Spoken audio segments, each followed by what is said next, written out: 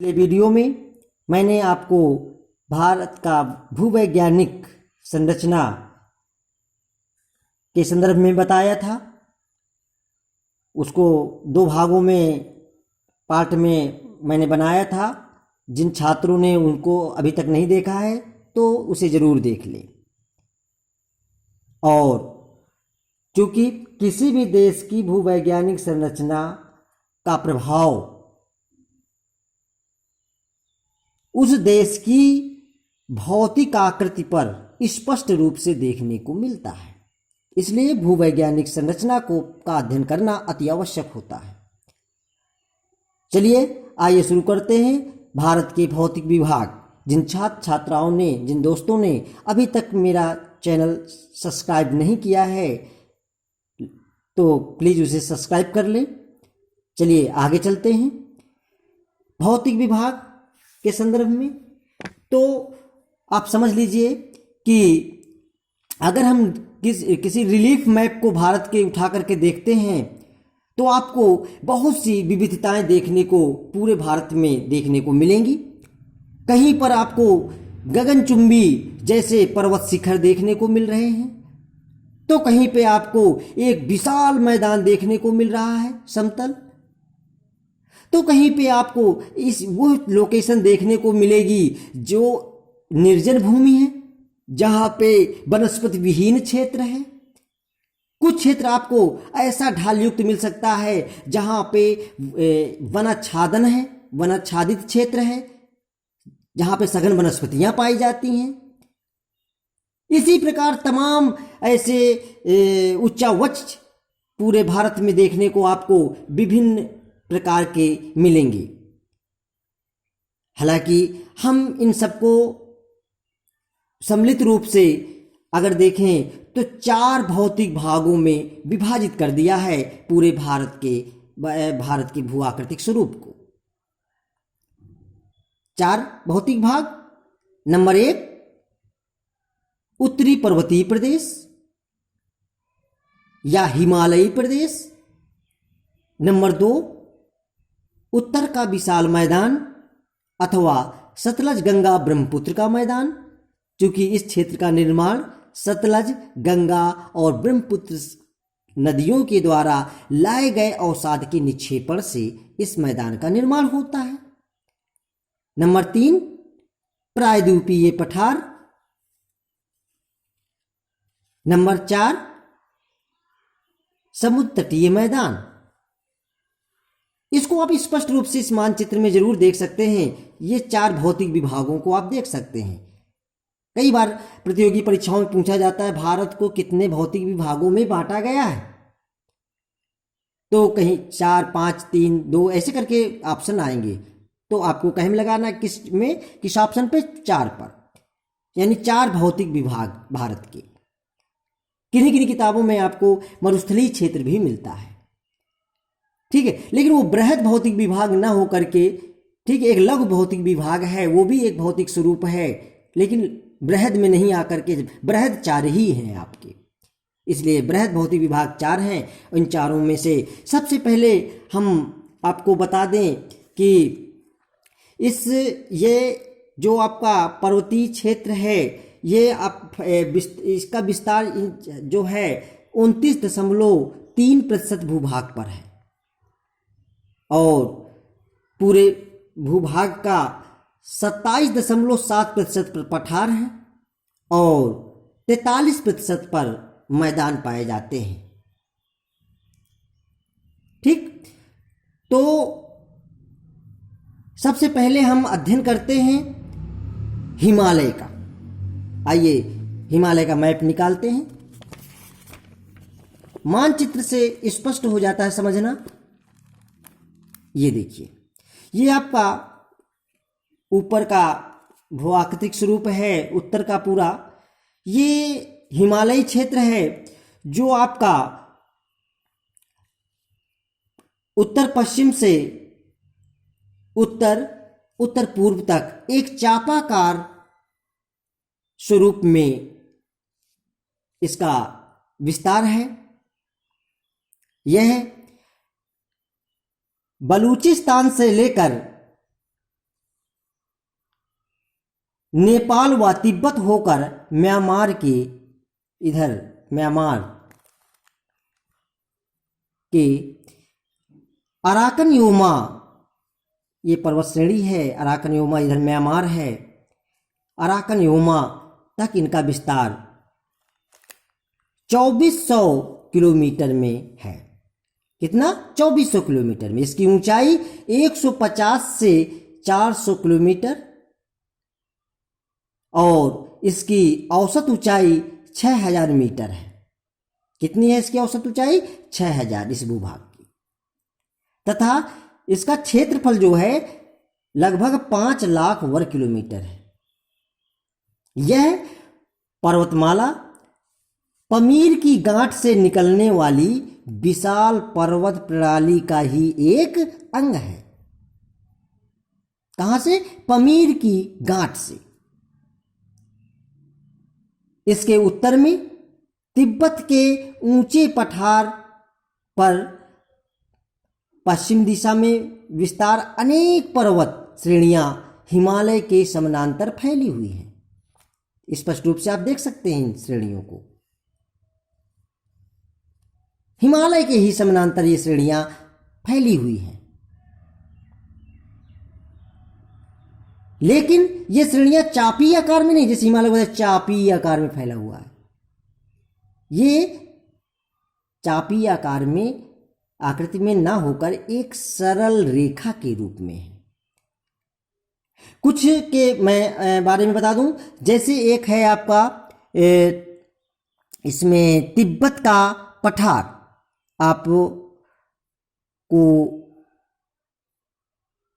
तिब्बत का पठार, तो तिब्बत के पठार का भारत की सीमा के उत्तर में तिब्बत का महान पठार स्थित है, जिसकी औसत ऊंचाई 4000 मीटर है।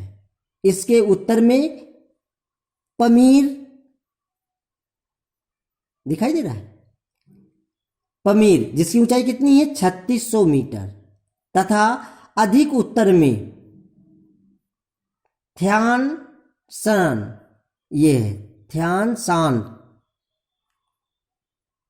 के पठार स्थित है। इस पठार पर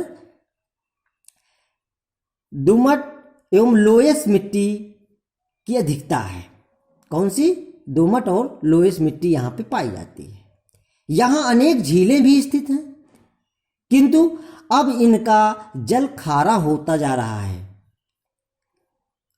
उच्च हिमालय श्रेणियों के कारण हिंद महासागर की आर्द्र पवनें यहां तक पहुंच नहीं पाती, अतः यह एक शुष्क भाग है। कैसा है? एक शुष्क भाग है। ठीक। तो ये यहां पे शुष्कता अधिक पाई जाती है, क्योंकि हिंद महासागर से जो पवनें हैं, आर्द्र पवनें हैं, यहां तक आते आते जो है शुष्क हो जाती हैं और यहां वर्षा करने में असमर्थ हो जाती हैं। ठीक है। इस पठार की दक्षिण एवं पूर्वी सीमा पर स्थित पर्वतमालाओं में भारत व दक्षिणी पूर्वी एशिया की विशाल नदियों के उद्गम हैं। ठीक है। फिर इसके बाद आ जाता है एक आपका काराकोरम श्रेणी। ये आपकी काराकोरम श्रेणी है। काराकोरम श्रेणी, ये काराकोरम श्रेणी देख सकते हैं। यह श्रेणी तिब्बत के पठार की रीढ़ कहलाती है। प्रतियोगी परीक्षाओं में पूछा जाता है कौन सी श्रेणी को तिब्बत के पठार की रीढ़ कहा जाता है, तो काराकोरम श्रेणी। यह हिंदकुश श्रेणी के ही क्रम में पश्चिम से पूर्व विस्तृत है। कैसे? पश्चिम से पूर्व विस्तृत है। ठीक है ना। इसकी प्रमुख शिखरें जो हैं, केटू सर्वोच्च शिखर है जिसकी ऊंचाई 8611 मीटर है। इसके अलावा भी गसेर है, गसेर ब्रस है और इसके अलावा मसेर है, ठीक है ना। तो आदि और भी पर्वत हैं। गसेर ब्रह्म जो आता है 8070 मीटर इसकी ऊंचाई है, और जो मसेर ब्रह्म है वो 7821 मीटर इसकी ऊंचाई है। इसी श्रेणी में, काराकोरम श्रेणी में ही पाए जाते हैं। इसी श्रेणी में 23 शिखरें और 7500 मीटर से अधिक ऊंचाई है।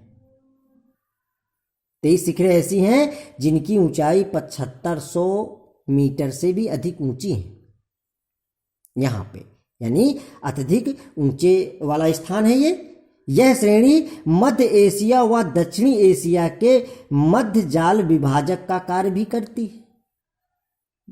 जो जल विभाजक मतलब जो जल का विभाजन करता हो।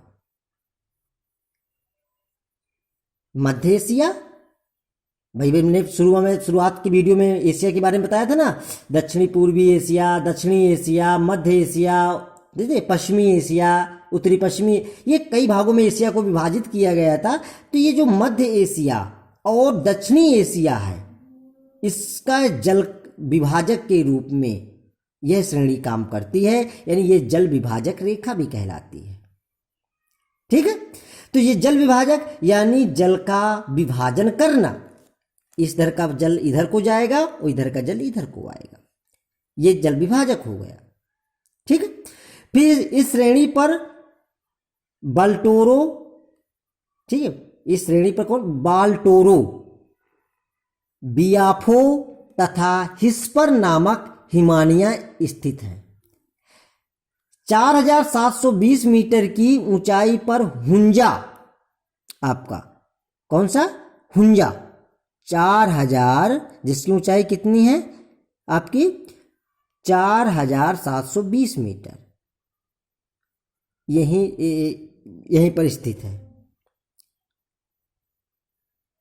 ठीक है, 4720 मीटर की ऊंचाई पर हुंजा नदी इसी श्रेणी पर स्थित है। कौन सी नदी, हुंजा नदी। मध्य एशिया पहुंचने के लिए यह स्थान एक उत्तम दर्रा है। अगर मध्य एशिया जाना है तो यह स्थान बहुत ही अच्छा एक दर्रे के रूप में भी काम करता है। इसके पूर्व में लेह व यारकंद के मध्य 5500 मीटर ऊंचा दर्रा स्थित है। काराकोरम श्रेणी के दक्षिण में अलिंग कांगड़ी नामक हिमाच्छादित श्रेणी स्थित है। अलिंग कांगड़ी व कैलाश श्रेणी के मध्य एक अन्य श्रेणी स्थित है जिसे स्वेन हेडिन ने ट्रांस हिमालय नाम से संबोधित किया। ट्रांस हिमालय से आशय होता है हिमालय के उस पार, हिमालय के पार, उसे कहते हैं ट्रांस हिमालय। इसी में कैलाश श्रेणी भी आप देख सकते हैं। ये ट्रांस हिमालय श्रेणी के दक्षिण में लद्दाख श्रेणी के लगभग 80 किलोमीटर उत्तर में यह श्रेणी स्थित है। इसकी प्रमुख शिखर कैलाश पर्वत ही है जिसकी ऊंचाई 6706 मीटर है, कैलाश श्रेणी। ठीक, फिर एक आ जाता है आपको लद्दाख श्रेणी, आपकी यहां पे जास्कर श्रेणी के ऊपर, लद्दाख काराकोरम के नीचे, ये जास्कर लद्दाख श्रेणी। कैलाश श्रेणी के दक्षिण में स्थित इस श्रेणी का विस्तार कश्मीर के बस्तिस्तान प्रदेश से पूर्वी तिब्बत तक है। यह नेपाल व तिब्बत के मध्य जल विभाजक का कार्य करती है। यह भी एक जल विभाजक के रूप में, किसके, नेपाल और तिब्बत के बीच जल विभाजक के रूप में है लद्दाख श्रेणी। ठीक, इस भाग में प्रमुख शिखर यानी पर्वत चोटी रकापोसी जिसकी ऊंचाई है 7888 मीटर। ठीक, लद्दाख में सर्वोच्च शिखर गुरला मानधाता जिसकी ऊंचाई कितनी है 7728 मीटर है। इस श्रेणी को अनेक स्थानों पर पार किया जा सकता है। सतलज नदी एक दर्रे के द्वारा लद्दाख श्रेणी को पार करती है। मानसरोवर के दक्षिण पश्चिम में 24 किलोमीटर चौड़ा एक अन्य दर्रा है। सबसे बड़ा दर्रा 104 किलोमीटर चौड़ा चोमोल हरी के उत्तर में स्थित है। इस दर्रे से होकर शांपू जिसे हम भारत में ब्रह्मपुत्र नदी कहते हैं, शांपू की सहायक दिहांग नदी बहती है। सिंधु नदी का उद्गम भी लद्दाख श्रेणी में ही स्थित है। ठीक, इसके बाद जास्कर श्रेणी आ जाती है आपकी। जो जास्कर श्रेणी लद्दाख और कैलाश के नीचे, कैलाश पर्वत के नीचे देख सकते हैं जास्कर श्रेणी। यह श्रेणी हिमालय की ही उत्तरी शाखा है जो लद्दाख श्रेणी व हिमालय के मध्य स्थित है। इसका अधिक सर्वेक्षण नहीं हुआ। इसकी प्रमुख शिखर हैं कामेत, जिसकी ऊंचाई है 7,756 मीटर। ट्रांस व जास्कर नदियां इस श्रेणी को पार करती हैं। इसमें अनेक दर्रे भी स्थित हैं, जिनमें धर्मा, कुंगड़ी, बिंगड़ी, सालसल आदि प्रमुख हैं। तो इस प्रकार से इन हिमालय पर्वत श्रेणी में कुछ ये पर्वत श्रेणियां हैं जो एक सीधी रेखा के रूप में फैली हुई हैं, जो हिमालय के में अपनी विशेष भूमिका अदा करती हैं। हिमालय के अध्ययन में इन श्रेणियों का अध्ययन करना अति आवश्यक हो जाता है, इसलिए आपको इन श्रेणियों के बारे में मैंने आपको बताया। इनका और विस्तार से अध्ययन अपनी बुकों के द्वारा करिएगा। ठीक, अब आज के वीडियो में इतना ही। कल आपको मैं हिमालय के भौगोलिक और प्रादेशिक वर्गीकरण के बारे में बताऊंगा। Thank you. जिन छात्रों ने वीडियो को सब्सक्राइब नहीं किया है, प्लीज़ उसे सब्सक्राइब कर लें। नेक्स्ट वीडियो में मैं हिमालय के वर्गीकरण के बारे में आपको बताऊंगा। Thank you.